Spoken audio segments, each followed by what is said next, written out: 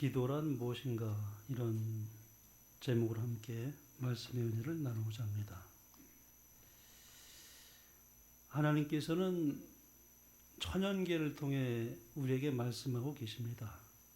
우리 5월은 계절의 여왕이라 불리는 것처럼 꽃이 아름답고 모든 초록이 무성한 정말 계절의 여왕 같은 그런 5월 첫 안식일을 맞이하게 되었습니다. 천연계를 통하여 하나님은 말씀하고 계셔요. 그래서 우리는 이것을 일반 계시라고도 말합니다. 자연을 통해 하나님은 그분이 어떠하신지를 우리들에게 보여주고 계십니다. 하나님은 곧 사랑이시라 하는 문구는 방싯 피어나는 꽃봉오리마다 뾰족뾰족 돋아나는 풀상마다 기록되었다. 이렇게 이제 정론기도는 말씀하고 있습니다.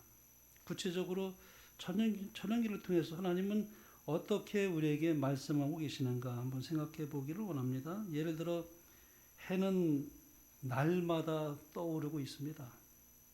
그것은 하나님의 신실하심을 보여줍니다. 또 씨앗이 이렇게 뿌려지면 싹이 나고 또 그렇게 해서 이제 계속 자라갑니다. 그것은 하나님의 생명력을 우리에게 보여줍니다.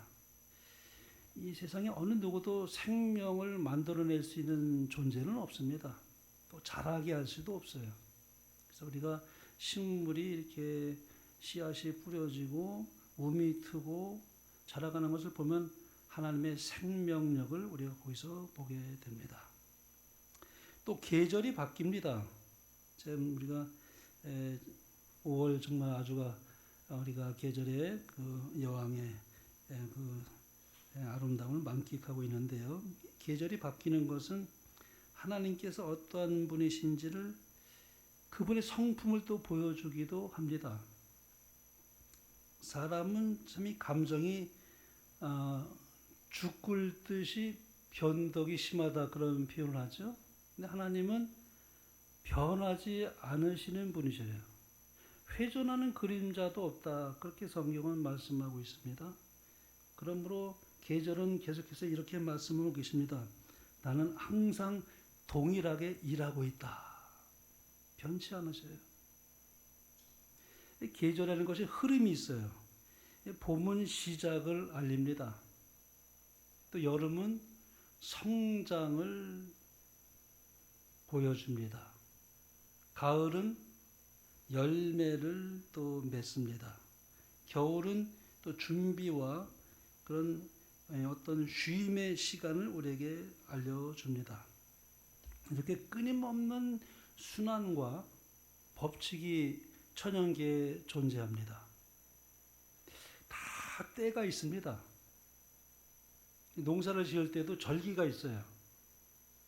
절기를 무시하면은 냉해를 입기도 해요. 빨리 모종을 심어서 빨리 거둬야 되겠다라고 너무 급하게 서둘다가 모종을 다 죽게 할 수도 있습니다. 제가 작년에 그것을 경험했어요. 빨리 심으면 더 좋을 줄 알았는데 그래서 가장 좋을 때가 5월 5일 날 심는 것이 가장 적기라고 그래요. 그래서 이게 다 때가 있는 것입니다. 그러므로 하나님은 즉시 일하기도 하시는 분이기도 하시지만은 과정으로 일하고 계셔요. 과정으로. 우리 신앙과도 이게 일치합니다.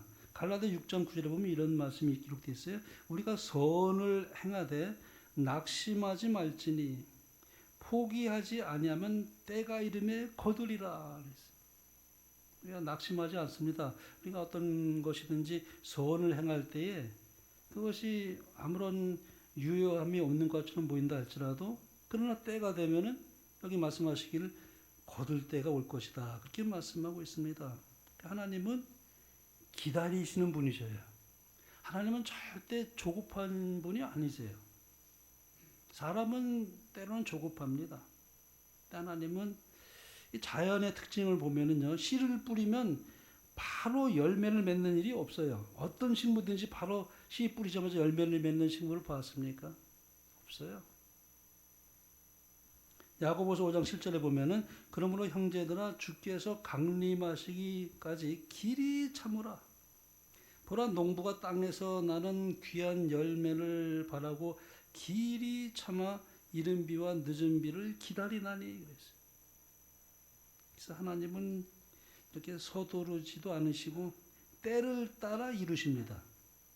그래서 지금도 우리의 눈에 변화가 보이지 않아도 하나님은 여전히 일하시고 계셔요. 사람은 눈으로 확인이 안 되지만 그러나 여전히 하나님은 일하고 계십니다.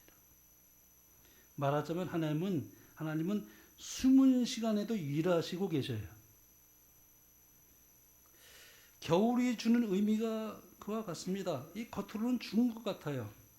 멈춘 것 같습니다. 겨울이 되면 다 앙상 마른 가지를 보고 그야말로 이제 다 죽은 것이 보이죠. 모든 것이 멈춘 것 같아요. 그러나 실제로는 뿌리를 강화시키고 있는 작업을 식물들이 하고 있습니다. 다음 시즌을 준비하고 있는 것입니다. 제가 작년에 심었던 당귀가 다 죽은 줄 알았어요. 그래서 이렇게 흙가지 하다가 다 버렸는데 우리 집사님이 거기서 어떤 뭐 당귀 하나를 이파리를 수확을 했는가 봐요. 그랬더니 그거 어디 갔냐고 그러는 거예요. 나 버렸다고. 그런데 보니까 뿌리가 이만큼 이게 그 뿌리를 갖다 다 캐가지고 버렸거든요. 큰일 날 뻔했어요. 그 귀한 그 한겨울 난 당귀인데 생명이 얼마나 강한지 말이죠. 당귀가 그래요. 그래서 다시 갖다가 심었어요. 다 죽은 줄 알았는데 부추도 마찬가지고요. 또 파도 마찬가지예요. 다 죽은 줄 알았는데 다 다시 올라와요. 한겨울에 뿌리를 강화시키고 있었어요. 그래서 참 다음 시즌을 사실 준비하고 있었던 것입니다. 하나님이 이렇게 보이지 않을 때도 여전히 일하고 계셔요. 그리고 하나님은 반드시 열매를 맺게 해주시는 분이십니다. 모든 것에는 다 때가 있죠. 그래서 씨를 심으면 반드시 열매를 맺을 때가 옵니다. 지금은 봄일 수도 있고 여름일 수도 있고 겨울일 수도 있어요. 그러나 끝은 반드시 열매를 맺습니다. 우리 하나님은 변화시키시는 하나님이세요. 그래서 계절이 계속 변합니다. 정체라는 게 없어요. 머무름이 없습니다. 항상 이동합니다. 하나님은 우리를 그대로 버려두지 않으셔요. 결국에는 점점 변화되고 우리는 자라가게 돼 있어요. 생명이 있는 존재는 자라가게 돼 있습니다. 성장하게 돼 있습니다. 신앙이 성숙하게 되어 있습니다. 어린아이로만 머물지 않아요. 만약 어린아이로만 계속 머물러 있다면 무엇인가 병든 것입니다.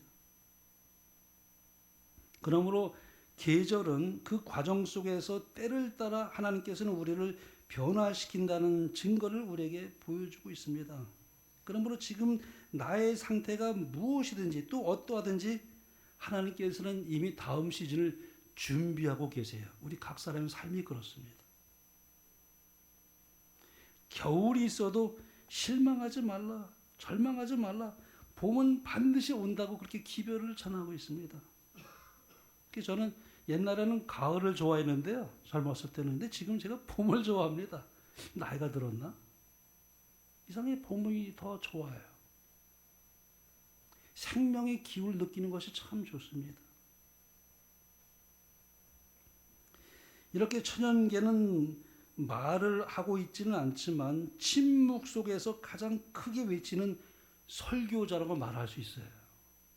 계속 천연계를 통해서 하나님 말씀하시는 크게 외치는 설교를 듣고 있습니다. 그러므로 시편 19장 1절에 보면 이렇게 말씀합니다. 하늘이 하나님의 영광을 선포하고 그랬어요. 선포하고 있습니다. 그러나 천연계는 구원의 방법까지는 설명하지 못합니다. 그래서 하나님은 성경을 통해서 또 말씀하고 계세요. 그래서 이것을 우리가 특별 계시라고 말합니다. 천연계가 하나님께서 계시다는 것을 분명히 보여주고 있지만 성경은 하나님이 어떠한 분이신지를 구체적으로 또 정확하게 그렇게 설명하고 있습니다. 성경이 알려주는 것을 보면은 하나님의 성품을, 그 사랑과 공의와 거룩하심을 다 설명하고 있습니다. 또 하나님의 계획을, 하나님의 구원의 계획을 다 우리에게 말씀하고 계셔요. 근데 천연계는 그것을 우리에게 말씀하고 있지 않아요. 죄의 본질을 말씀하고 있고, 구원의 길이 되시는 예수 그리스도를 증거하고 있고, 인간의 상태가 죄로 말미암아 죽을 수밖에 없는 존재였지만 다시 회복될 것을 말씀하고 있어요. 자연만으로는 십자가와 구원의 복음을 알 수 없습니다. 그래서 하나님은 특별 계시라 불리우는 기록된 말씀을 우리에게 주셨어요. 주의 말씀은 내 발의 등이요 내 길의 빛이니이다. 말씀을 볼 때는 참 행복합니다. 말씀을 통해서 하나님을 알고 하나님을 사랑하게 되고 하나님의 구원의 계획을 다시 한번 확증하게 되고 또 우리의 모든 삶을 하나님께 내려놓을 수가 있게 되고 말씀 보는 시간이 참 행복한 것입니다. 근데 하나님께서는 또 어떤 것을 통해서 말씀하시냐면 하나님은 섭리를 통해서 말씀하고 계셔요. 하나님은 우리가 경험하는 이 삶의 어떤 사건들을 통해서 말씀하고 계십니다. 이 섭리라는 것이 무엇인가? 그것은 하나님이 보이지 않게 상황과 환경을 통해서 역사하시는 것을 의미합니다. 우리가 지나고 나면 하나님의 섭리를 깨달을 때가 참 많아요. 당신은 알지 못했는데 하나님께서 나를 이렇게 섭리하셨구나. 지나고 나서 그 모든 삶을 돌이켜볼 때 하나님이 굽이굽이 나를 이렇게 인도하셨구나. 그것을 우리가 이제 배우게 되는 것입니다. 그래서 우리가 살다 보면 실패할 때도 있어요. 또 성공하기도 합니다. 또 우리가 어떤 때는 고난과 시련을 경험하기도 합니다. 그러나 그 모든 것 이면 속에 하나님께서 어떻게 우리를 훈련하시고 회복시키는지 그 섭리를 통해서 우리를 깨우쳐 주시고 그래서 성경에는 그렇죠. 하나님을 사랑하는 자, 그 뜻대로 부르심을 입은 자들에게는 모든 것이 합력하여 선을 이루느니라. 거기 모든 것에는 성공도 있고 실패도 있고 고난도 있고 그 여러 다양한 우리 경험이 하나라도 헛되지 않고 그 모든 것이 합쳐서 선을 이루고 있다.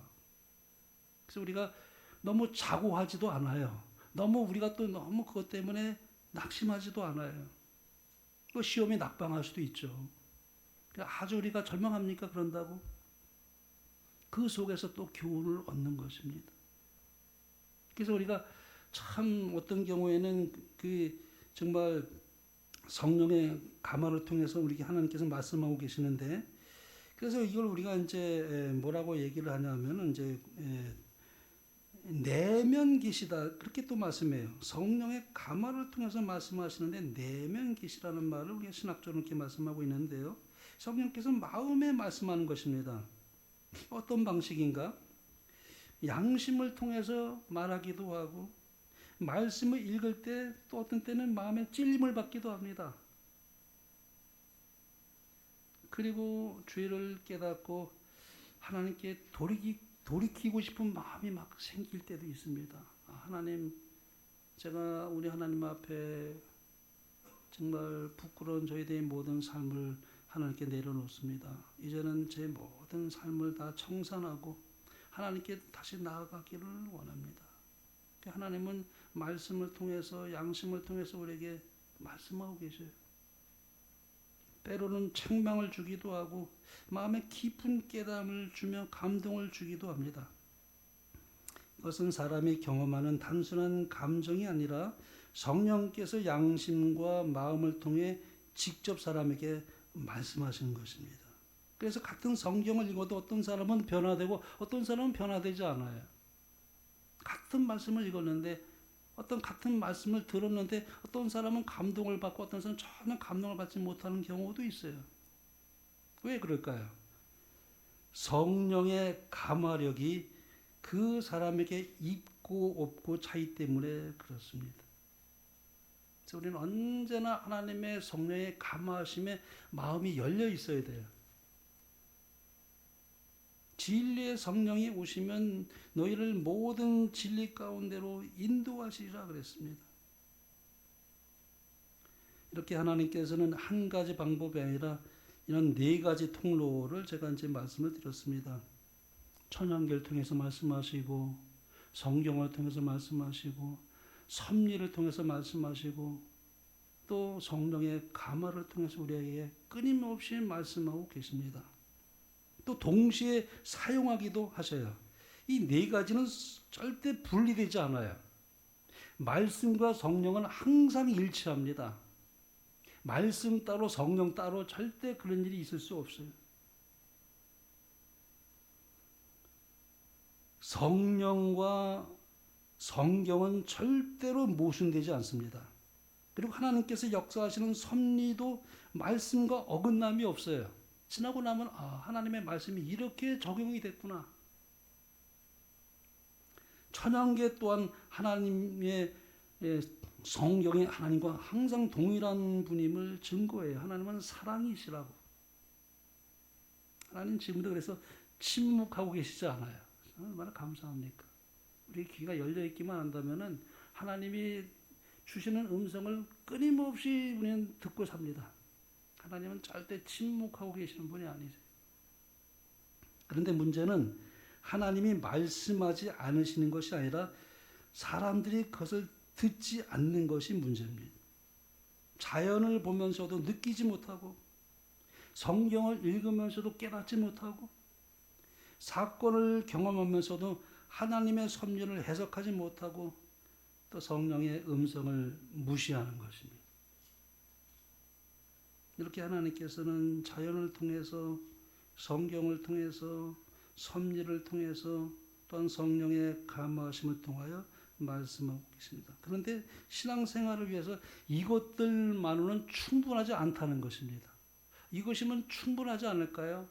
늘 우리는 하나님을 생각할 수 있고 묵상할 수 있고 하나님의 사랑과 하나님의 선하심을 우리는 많이 생각할 수 있는데 그것만으로는 충분하지 않다는 거예요.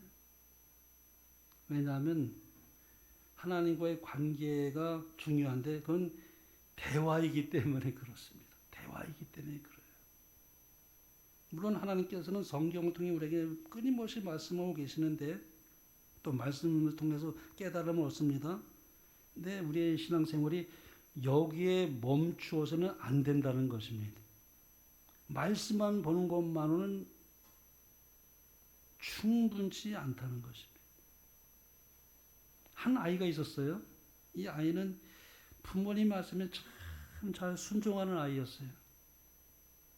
부모님의 마음도 이 아이가 잘 이해하고 늘 그렇게 심부름도 잘하고 착한 그런 아이인데 문제가 있어요. 이 아이는 한 번도 자기 이 아이를 부모님에게 한 적이 없어요. 말도 잘 듣고 순종도 잘하고 부모의 마음도 잘 이해하고 있는데 이 표현이라는 게 없어요. 이 아이가. 힘든 것도 있을 텐데 말하지 않고 고민도 있을 텐데 그것을 부모에게 말하지 않고 감사한 일도 많을 텐데 감사를 표현할 줄 몰라요. 일체 아무런 표현을 부모에게 말하지 않습니다. 여러분 이런 상태에서 부모와 자녀와의 관계가 깊어질 수 있을까요? 깊어질 수 없습니다. 그래서 때로는 아이가 문제가 있을지라도 그 아이가 부모에게 와서 다 털어놓고 말하는 자녀는 참 좋은 관계를 늘 이루며 살아갈 수 있어요. 자녀는 부모와. 난 아이들이 뭐 속상한 거 얘기 다 하면 다 들어주잖아요. 그러면서 우리는 그 아이와의 관계를 이게 소통하게 되는 것입니다. 왜냐하면 관계라는 것은 듣는 것만이 아니라 나누는 것이기 때문에 그렇습니다. 우리 신앙도 똑같아요. 우리가 하나님의 말씀을 듣습니다. 그리고 때로는 그 말씀을 묵상합니다. 사랑의 하나님을 우리가 많이 생각합니다. 근데 정작 중요한 것을 놓칠 수가 있다는 것입니다. 하나님께 나의 어떤 삶에 대해서 우리의 심정을 하나님께 토로한 적이 없다는 거예요. 하나님, 제가 이런 일이 있어서 참 많이 속상했습니다. 그런데 하나님, 속상했지만 제가 말할 뻔했는데 말하자는 것이 얼마나 다행인지 모르겠어요, 하나님. 뭐 이런 하나님과의 구체적인 대화예요. 하나님, 제가 그런데 이런 또 실수를 범했는데 하나님, 참 제가 이런 실수를 범하지 말아야 되는데 말이 이게 또 제가 이런 또 실수를 범했네요, 하나님. 구체적으로 하나님께 이제 이렇게 우리의 심정을 토로하는 것입니다. 삶에 대해서 이렇게 토로하는 것이 진짜 기도라고 말해요. 기도는 거창한 말이 아니라는 것입니다. 그냥 하나님께 우리의 심정을 그대로 토로하는 것이 기도다. 하나님은 우리가 그분에 대해서 생각만 하기를 원하지 않고 우리의 삶의 진정한 마음의 이야기를 듣고 싶어 한다는 것입니다. 길게 기도하지 않아도 돼요. 우리는 어떤 때 기도할 때 부담을 가질 때가 있어요. 길게 해야만 하나님이 들어주시는 것처럼 생각할 때가 있어요. 30분, 1시간, 물론 때에 따라서는 그렇게 기도할 때가 있어요. 하지만 중요한 것은 솔직하게 말하는 것입니다. 하나님, 저의 모든 마음을 이렇게 열어놓고 나의 속상한 마음들 다 얘기하고, 또 잘한 것은 잘한 것대로 하나님, 제가 이건 잘했죠. 그렇게 또 하나님께 이렇게 아주 친구에게 얘기하듯이 말하는 것이 기도라는 것입니다. 그래서 우리는 그럴 때 비로소 깨닫게 됩니다. 하나님은 참으로 내게서 멀리 계신 분이 아니라 우리 가까이서 그분과 교제하기를, 그래서 우리가 그분과 대화를 나누는 것을 하나님은 그걸 좋아하시는 우리의 아버지라는 사실을 깨닫게 돼요. 한 줄 결론입니다. 신앙은 듣는 것에서 처음은 시작되지만 점차적으로 말하는 것에서 하나님과의 관계가 깊어진다. 제가 이렇게 이제 한번 정리해 봤습니다. 그래서 우리가 믿음은 들음에서 나며 들음은 그리스도의 말씀을 말미암다 그랬어요. 그래서 우리가 신앙은 믿음은 사실 들으면서 시작이 되지만 그러나 우리가 점차적으로 하나님과의 관계를 이루어가는 데 있어서 듣기만 하는 것이 아니라 이제 말하는 것이 자꾸 이제 있게 되면서 이 관계를 더 깊이 가져가는 것이 기도예요. 그러므로 영감의 글은 이렇게 기록했습니다. 하나님께서는 천연계와 계시를 통하여 당신의 섭리와 성령의 감화로 우리에게 말씀하신다. 그러나 이것들만으로는 넉넉지 않으니 우리는 우리의 심정을 그분 앞에 토로할 필요가 있다. 하나님은 말씀만 하시는 분이 아니라 우리와 관계를 가지기를 원하신다는 것입니다. 일방적인 전달만으로는 관계가 형성되지 않아요. 물론 말씀을 보고 읽고 듣는 것은 참 중요합니다. 근데 그것만으로는 충분치 않다는 것입니다.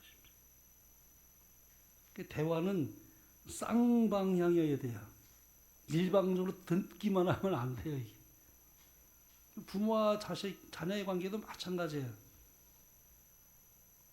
부모가 할 말이 있고 자녀가 할 말이 있는데 항상 쌍방향이 돼야 되는데 일방적이면은 그 문제가 있는 거예요.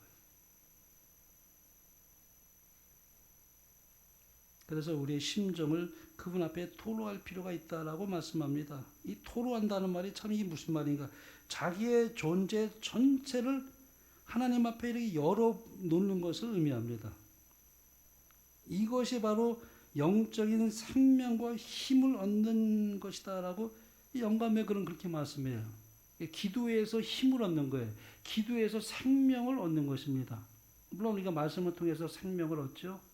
그러나 그것만 가지고는 안 되고 기도할 때 하나님부터 얻는 영적인 생명과 힘이 주어진다는 거예요. 여기 이렇게 말씀합니다. 우리는 영적 생명과 힘을 얻기 위하여 우리의 하늘 아버지와 실제적인 교제가 있어야 한다. 때로는 우리의 마음이 그를 사모하기도 하고 그의 업적과 그의 자비와 그의 축복에 대하여 묵상하기도 한다. 그러나 이것은 진정한 의미에 있어서 하나님과 교통하는 것은 아니다.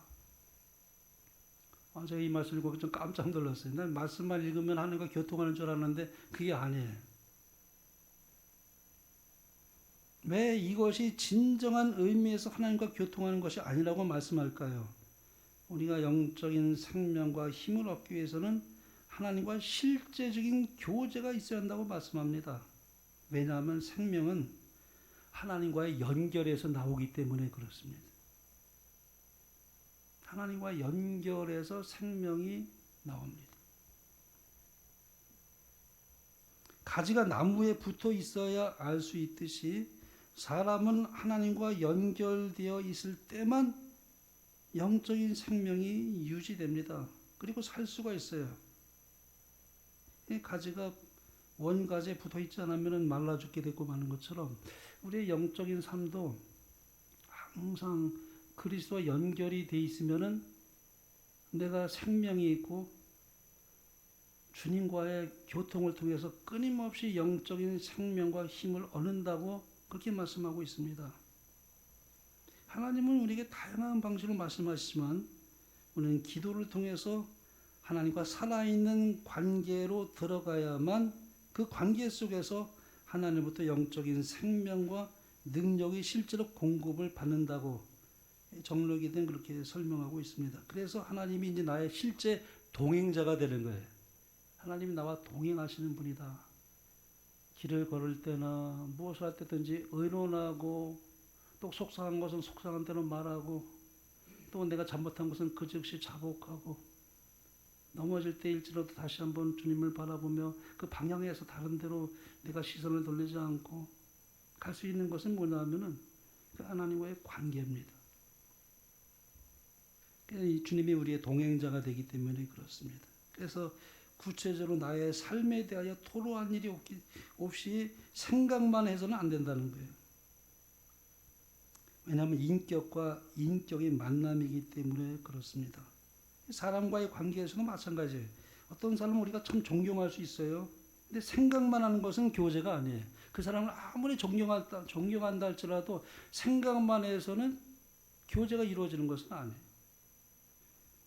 어떤 사람을 우리가 그렇게 할 수 있지만 그 사람과 실제로 대화하고 마음을 나누는 것이 교제라고 말합니다. 하나님과의 관계도 마찬가지입니다. 그래서 끊임없이 숨기도를 많이 할 필요가 있어요.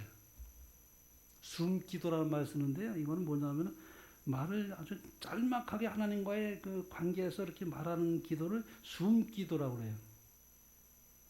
차를 타고 가면서 걸어가면서 하나님 이게 아주 짤막한 그런 대화를 나누는 것. 그런 기도를 하면서 계속 동행하는 것입니다.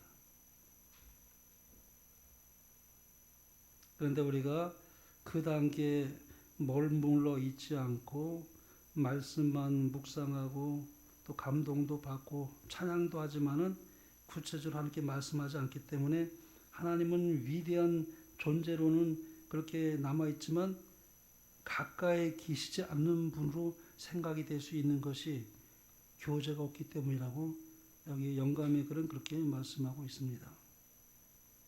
우리의 형식 없이 말해요. 오늘 하루를 그대로 말하는 것입니다.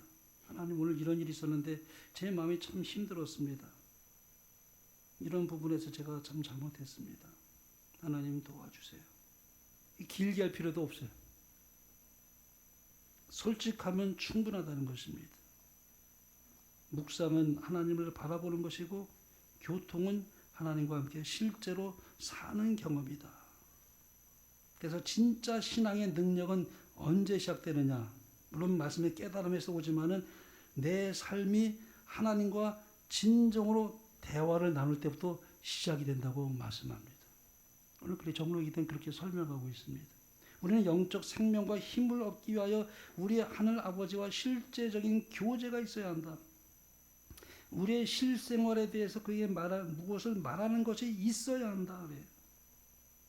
그래서 우리가 기도할 때 말을 잘해야만 될 것 같고 경건한 표현을 써야만 될 것 같고 틀리면 안 될 것 같고 그러다 이제 기도가 부담이 될 수도 있죠. 근데 그렇게 생각할 것이 하나도 없는 것이 하나님 앞에 어떤 형식을 갖추지 않고 아주 단순하게 짧아도 상관이 없고 솔직하게 있는 마음 그대로 표현하는 것이 진정한 기도다. 그렇게 말씀하고 있습니다. 영감이고는 그래서 이렇게 말씀합니다. 기도는 마치 친구에게 하는 것처럼 하나님께 그 심정을 펴놓는 것이다. 기도는 친구에게 말하듯이 하라는 것입니다. 이 친구에게 말한다는 것이 저는 좀 한때는 좀 이해가 안 돼서 하나님이신데 어떻게 친구에게 해야 하듯이 말할 수 있는가? 친구에게 말할 때 우리가 어떻게 합니까? 꾸미지 않습니다. 친구랑 말할 때 우리가 진정한 친구에게 우리가 꾸미지 않죠. 있는 그대로 말합니다. 감정을 숨기지 않습니다. 논리보다는 진심이 먼저죠. 예를 들어 나 지금 너무 힘들었어. 친구에게 부담 없이 그렇게 말하지 않습니까? 아, 솔직히 화가 나. 이해가 안 돼. 이 기도의 표본의 모델이에요. 하나님께서도 우리의 완벽한 말이 아니라 진짜 마음을 원한다는 것입니다. 예를 들어 하나님 제가 오늘 정말 힘들었습니다. 솔직히 하나님 화가 났습니다. 하나님 도와주세요. 이렇게 그대로 솔직하게 말하는 것이 기도라는 것입니다. 감정까지 포함되어야 진짜 교제입니다. 숨기고 싶은 부분까지 다 드러내는 것입니다. 참 그 사람을 내가 굉장히 아무리 해도 사랑하고 싶은데 자꾸 미워하는 마음이 자꾸 제 마음에 이렇게 자꾸 생겨요. 하나님 그런 마음을 갖지 말아요. 솔직하게 얘기하는 겁니다. 하나님 제가 이 죄를 범하고 싶지 않은데 제가 이렇게 계속 게으릅니다. 하나님 이 게으름을 어떻게 할 수가 없어요. 하나님 이런 거 솔직하게 얘기하는 거예요. 이 죄를 계속 반복하고 있어요. 하나님 제가 겸손해야 되는데 어떤 때 내가 내 자신이 나도 모르게 이렇게 내 자아를 깨뜨리지 못하고 주장할 때가 많은지 하나님 참 너무나 정말 마음이 아픕니다. 뭐 이런 아주 솔직하게 말하는 거죠. 이유는 단순합니다. 하나님께 솔직한 그 모든 것을 하나님은 그렇게 하면서 대화가 이제 깊어지면서 이 교제가 이제 점점 우리가 이제 얕아진 것이 아니라 깊어진다고 말씀합니다. 하나님은 왜 이렇게 말씀하는 이유는 단순하죠. 하나님 이미 다 아시지만 관계는 우리가 마음을 열 때 시작되기 때문에 그렇습니다. 부모가 자녀의 마음을 알아도 자녀가 말할 때 관계가 깊어집니다. 우리 그래도 참 감사한 것은 우리 자녀들과의 관계가 뭐 있는 얘기 다 얘기하고 다 그렇게 살아갑니다. 내가 잘못한 거 뭐 있을 수 있고 우리 자녀들이 잘못한 걸 수 있고 그럼 아빠 그러면 안 되죠. 그래 저보 그러고 보니 정말 아빠가 잘못했네. 솔직하게 얘기 나누죠. 근데 너도 이거 잘못된 것 같은데? 그렇게 말하죠. 그래서 많은 사람들이 기도를 어려워하는 이유가 그것입니다. 잘해야 한다는 생각이죠. 그래서 말이 막히고 형식에 갇히게 되고 점점 그래서 멀어질 수 있습니다. 하지만 친구와 대화할 때는 잘하려고 하지 않아요. 기도도 그렇습니다. 기도는 하나님께 잘 말하는 것이 아니라 하나님께 나를 솔직하게 말하는 것이다. 친구처럼이라는 말이 아마 그런 뜻이 아닌가. 이 가볍게 대하라는 뜻이 아닙니다. 이 친밀함도 있지만 경외함이 함께 가야 됩니다. 하나님께 우리가 친구에게 하신다고 해서 너무 경홀하게 가볍게라는 표현이 아니고 그 표현 속에 경외함이 플러스돼야 돼요. 그래서 친구처럼 솔직하게 그러나 하나님은 우리가 정말 경외심을 가지고 존중하며 하는 이 균형 잡힌 것이 건강한 기도라고 말할 수 있습니다. 덧붙여 영감의 글은 이렇게 말씀하고 있습니다. 기도는 우리가 어떠하다는 것을 우리에게 하나님께 알리기 위함이 아니요 우리로 하여금 그를 받아들일 수 있도록 하기 위함이다. 기도는 하나님을 우리에게로 내려오시게 함이 아니요 우리로 하여금 그에게로 올라가게 하는 것이다. 이게 할 때는 이게 굉장히 어려웠어요. 이게 무슨 말인가? 이게 어떨 때는 그 예언의 신 읽을 때는요, 이게 무슨 말이지? 어려울 때도 많아요. 영감의 글이기 때문에 다 깨달으면 뭐 얼마나 좋겠어요. 근데 어떨 때는 참 어려울 때가 많아요. 이게 무슨 말일까? 정말 아주 중요한 포인트인데요. 하나님은 이미 다 알고 계셔요. 내가 힘든 것도 알고 있고, 내가 고민하는 것도 알고 있고, 내가 지금 어떤 상태에 처해 있는지도 하나님은 다 알고 계셔요. 근데 왜 우리가 하나님께 기도해야 될까요? 다 알고 계시는데. 하나님이 몰라서가 아니라 내가 하나님께 마음을 열기 위해서 그렇습니다. 기도는 우리가 어떠하다는 것을 하나님께 알리기 위함이 아니요 우리로 하여금 그를 받아들일 수 있도록 하기 위함이다. 의사에 가서 우리 진료를 받을 때 제가 우리 태계원의 이제 옛날에 참 좋은 의원에 제가 몇 번 이렇게 그러면은 그 의사 선생님이 어디가 아프세요? 이렇게 물어봐. 항상 그거부터 물어보세요. 어떻게 어디가 아프세요? 진단이 시작되는 거 아니겠습니까? 의사는 어느 정도 환자의 상태를 알고 있지만 환자가 어디가 아픈지 말아야 치료가 시작이 되는 것입니다. 기도도 같습니다. 말하는 과정 속에서 내 마음이 열리고 하나님을 받아들이게 됩니다. 많은 사람들이 이렇게 생각합니다. 기도를 많이 하면 하나님이 움직이신다. 내가 간절히 하나님께 기도하면 하나님이 바뀌신다.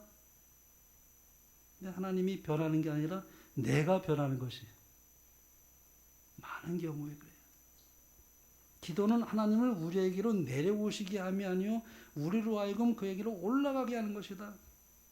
기도는 내가 하나님께 올라가는 것이라고 말씀합니다.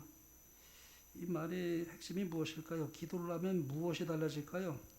상황은 그대로예요. 바뀐 것이 없어요. 근데 내 마음의 위치가 변하게 돼요. 기도하면서.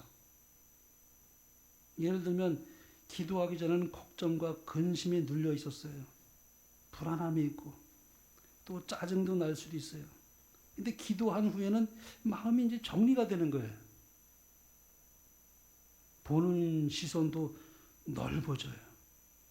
그리고 또 하나님을 신뢰하게 됩니다.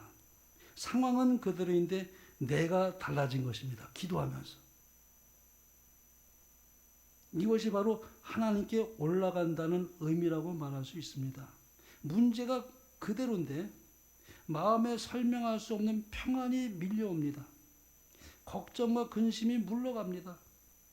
이것은 문제가 해결된 것이 아니라 하나님이 내 안에 들어오신 것입니다. 하나님의 능력을 받아들인 것입니다. 그래서 기도하기 전에는 나는 절대 못한다. 근데 기도한 후에는 하나님이 함께 하시면 할 수 있다. 이렇게 바뀌어요. 능력이 생긴 것이 아니라 하나님을 의지하게 된 것입니다. 왜 이런 과정이 필요할까? 하나님 그냥 주시면 좋을 텐데 바로 그냥 주시면 좋지. 하나님은 강제로 들어오시지 않기 때문에 그렇습니다. 이게 두들기고 계셔요. 문 밖에서 우리를 두드린다고 그랬어요. 내가 문을 여는 건 나에게 달려있어요. 강제로 문을 하고 들어오시지 않으셔요. 마음이 닫혀 있으면 그래서 하나님의 평안도 뜻도 능력도 들어올 수가 없습니다. 근데 기도는 그 마음을 여는 행위라고 말할 수 있습니다. 감사한 것은 하나님이 언제든지 우리의 마음을 두들고 계신데 문제는 하나님이 아니라 문제는 나였어요. 마음문을 열지 않은 것이었습니다. 그래서 기도의 진짜 목적은 문제 해결 이전에 하나님을 내 안에 모시는 것입니다. 예수님을 내 안에 모시는 것입니다. 그리고 놀라운 사실은 그것입니다. 하나님을 받아들이면 상황이 바뀌지 않아도 사람이 바뀌고 삶도 바뀌게 된다. 그렇게 정로의 기도는 말씀하고 계십니다. 그러므로 기도는 문제 해결의 기술이 아니라 하나님과의 관계가 회복되는 것이다. 이것이 결론이 되겠습니다. 제가 한때는 기도가 굉장히 어려웠어요. 한때 제가 무릎 꿇는 것이 그렇게 어렵더라고요. 근데 꼭 시간을 내서 정기적인 기도를 우리가 드리는 것도 중요하지만 성령 안에서 무시로 기도하는 법을 우리가 계속 하는 것을 배워가는 것이 참 중요하다. 숨 기도를 많이 해야 되는구나. 내 일상생활에서 끊임없이 주님께 주고받는 그 무엇이 있어야 되는구나.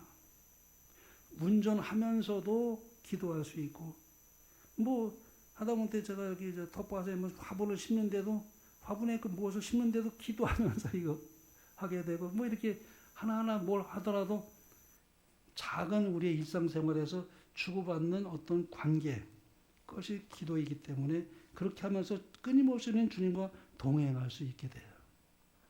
이러한 기도의 삶을 통해서 우리 영적인 삶이 늘 활력이 넘치고 환희와 소망이 가득한 삶을 살게 되심으로 이 세상을 이기는 여러분과 저의 삶이 되길 바라며 말씀을 마치겠습니다.